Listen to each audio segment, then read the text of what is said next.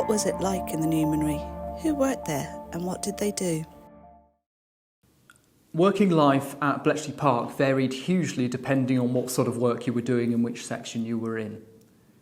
So some of the code-breaking and intelligence sections were run on quite a egalitarian basis with a broadly 50-50 mix of male and female staff doing similar work.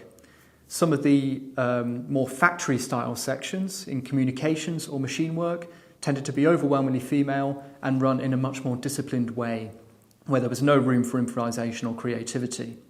The Newmanry is interesting because it is somewhere between the two.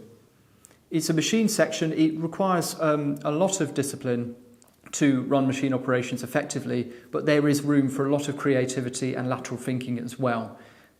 The work was always experimental. The staff were continuously pushing the boundaries of the technology and waiting for new equipment to arrive and thinking around how they would use it to break more ciphers more quickly.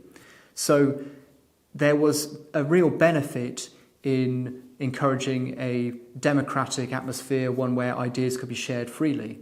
Max Newman actually organises what they call tea parties, where staff are invited to come together and just discuss their latest ideas of how they'd break ciphers or how they'd operate more efficiently as a section. Everyone was invited to these, including the Wren Colossus operators themselves.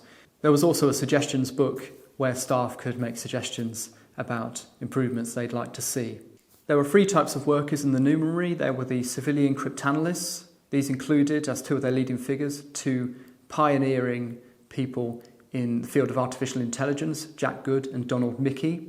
There were also very important contributions from some of the American codebreakers who by that point were working at Bletchley.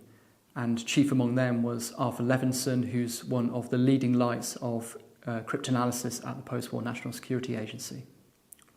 Alongside them, there are also the Wren Colossus operators, and even though they were only brought in to follow instructions and operate the machines as ordered by the cryptanalysts, in many cases they do gain a significant amount of expertise, and they are cryptanalysts in all but name. Alongside them, the third group are engineers from the post office who keep all the machinery running.